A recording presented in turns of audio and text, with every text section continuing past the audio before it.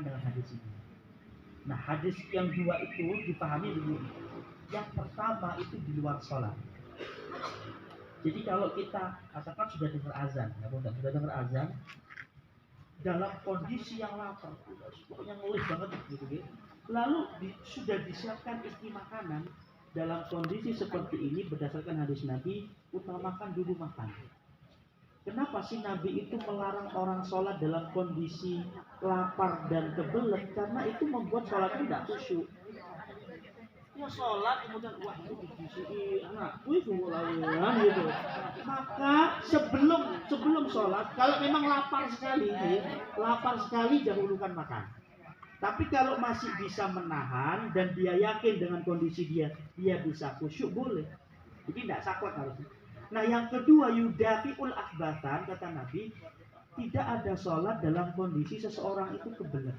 Kebeletnya adalah di luar sholat. Nggak, sudah azan atau bahkan bukan lagi iqomah, dia mules. Tapi memaksakan untuk sholat, inilah yang kemudian dimakruhkan atau dilarang oleh Nabi SAW. Kalau bahkan hatta sudah mau qomat pun, mau iqomah pun, kalau dia kebelet, buang dulu hajatnya. Nah, kalau tidak buang hajatnya, maka nanti bisa masuk ke hadis yang kita baca tadi. Nah, bisa jadi hadis yang ini adalah di awal memang tidak kebelet gitu ya. Tahu-tahu ketika sudah sholat baru kebelet. Nah, kalau sebelum sholat tadi usahakan kalau memang lapar sekali atau sangat kebelet, bahkan ketika sholat itu sudah didirikan, dahulukan dua hal ini, makan ataupun membuang hajatnya.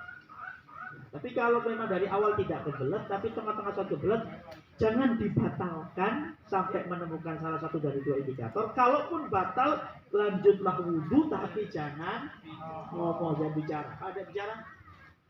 Nah, wudhu, lalu lanjutkan rakaat yang di. Ini masih ada beberapa. Nanti apakah menyentuh kemaluan batalkan wudhu, kemudian muntah dan mimisan dan seterusnya, insya Allah kita akan kaji pada pertemuan yang akan datang. Masih ada waktu 5 menit untuk diskusi atau pertanyaan. Jika bisa saya jawab, insya Allah saya jawab. Jika belum bisa, insya Allah pada kesempatan yang akan datang. Monggo Bapak Ibu. Assalamualaikum.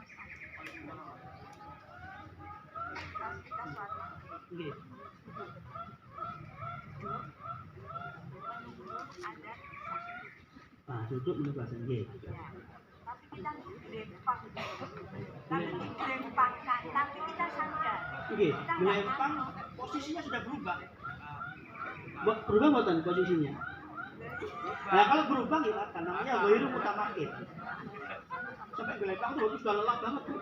Untuk dilempang. Habis sudah lelah. Oke, mungkin ibu-ibu ya, yang paham bapak-bapak biasanya Jumatan tuh ini.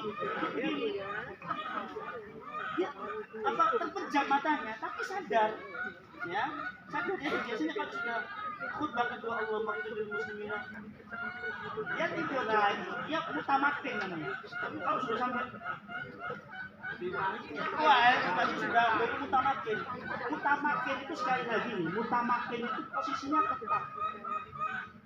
Posisinya tidak pindah ke sana dengan ini. Atau kalau tidak tetap saja, turunnya nggak di belakang, nyosor ke depan. Ngatur itu sampai kasut, itu sudah bermutamakin itu. Tanda cukup itu sudah bermutamakin dan harus berwudu. Karena dia nggak sadar, jangan-jangan tadi ketika tidur dia, wallahu a'lam bishawab gitu. Yang paling aman adalah yang mutamakin. Kalau mutamakin membatalkan wudu. Monggo nih. Waalaikumsalam.